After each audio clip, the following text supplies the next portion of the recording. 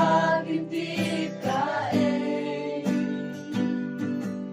Chingin ka trong mi